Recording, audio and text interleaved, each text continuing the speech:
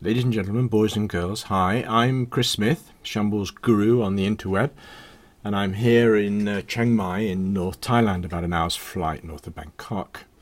And we're going to spend a few minutes together now, and I'm going to show you around the OZeLIVE website and how we can find where the sessions are that you might be attending over the 2 days of the conference in February. And then I'm going to show you how you can actually get into the webinar platform to attend the sessions. And the webinar platform is called Blackboard Collaborate. And this works on different events. I'm on different platform, on different machines. I'm using a Windows 7 laptop here, but you could be using to connect, you could be using an Apple machine. You could be using an iPad, and I'll tell you a bit more about that in a second. But what you can't use, and let me just show you, which is a bit sad, what you cannot use is, let me go over to this right tab here. This is a Chromebook. This is Google's Chrome OS running on a laptop. Unfortunately, Chrome OS doesn't support Java. Let me show you Java.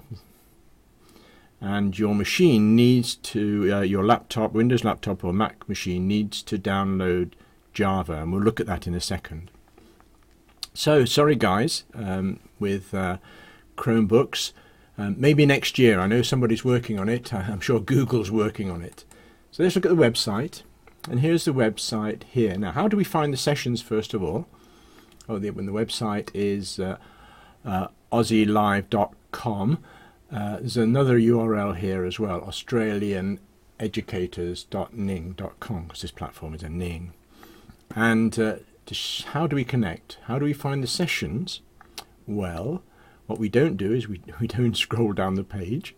What we do is we go along the top here, Home, Members Zone, OZeLIVE 2014, Certificates and Recordings, Schedule. So let me click on Schedule. And there's some text here which explains what's going on about attending the conference and mobile use and so on. I want to look at the schedule down here, and this is super clever. What it's doing here is it's giving me the UTC date and time, but what you want and what I love is that we can see the schedule in our local time. Now I'm going to go down here to find my local time, which is GMT +7 Bangkok, and if I click on there, what it does, so clever. This technology, I think it's going to catch on. What it's done is it's given me all of the sessions here in my time in Thailand, and there's Saturday sessions and all the way down to Sundays. So it's about 8 hours each day.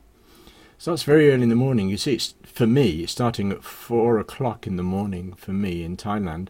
I won't be getting up, boys and girls. That's 8 o'clock in the morning in Sydney time. So how do you now you found out what the items are, and if you click on any of them, then it will give you details, who's running it and what it's about, and a description, any websites that the person running the session wants you to know about. Click on it again, it goes away, collapses. Clever stuff, this technology. But how do we join? How do you actually get into the Blackboard Collaborate webinar platform? What does it look like?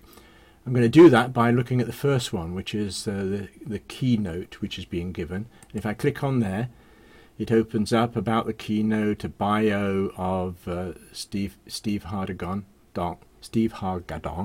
and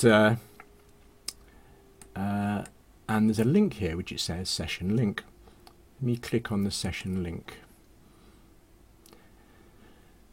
Now, it's highly advisable that when you do this, you give yourself plenty of time the first time you do it, at least half an hour, if not longer. Now, it's asking me for a name, so I'm going to put Shambles Guru. Shambles Guru. You could, of course, you can stay anonymous, or you can put your real name. Some people actually put where they are as their name. So I could put Shambles Guru. And in fact, let me do it. Shambles Guru, Thailand. Tells people a bit more about yourself. If I could spell Thailand. There we go. And then I click login.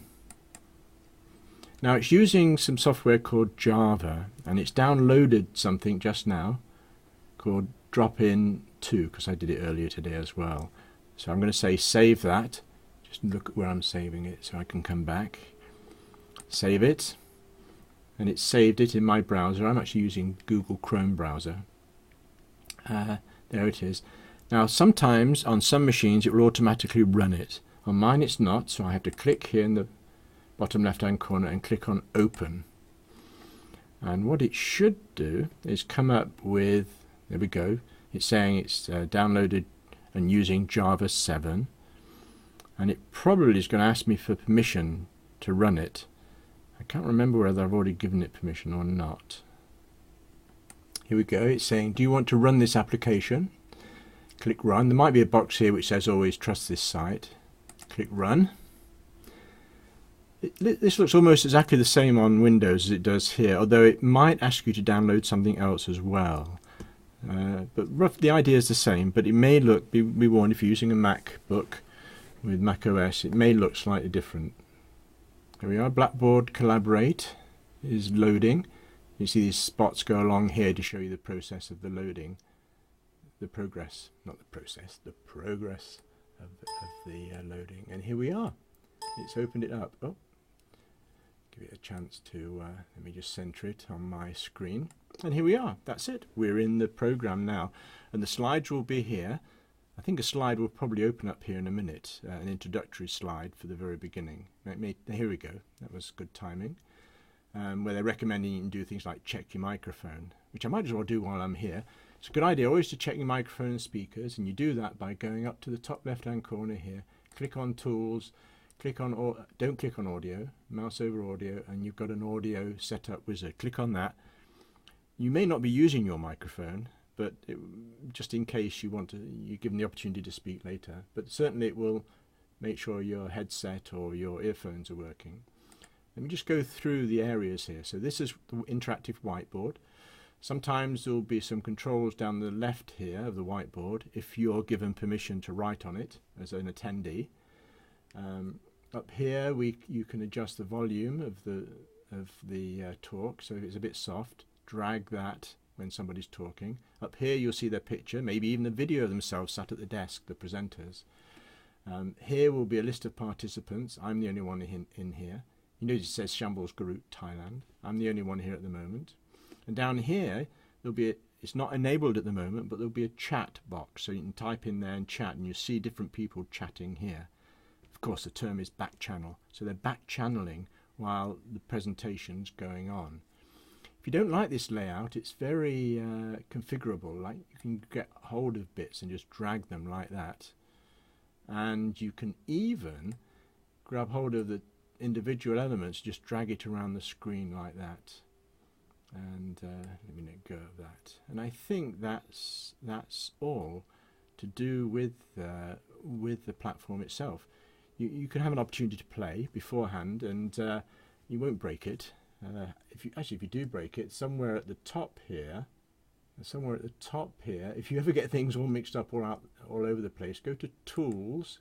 No, I'm wrong. View, and click on Restore Default Layout, and it will come back to this. And that's it. My only other request, my plea, this is from all the presenters and all the moderators, is when the session's over, please log yourself out, because the sessions are being recorded and the recordings can't stop properly until everybody's left the room. I didn't make that clear. This is a room. And to log out, you just go over to File here and click on Exit. And then it will log out, which it's done.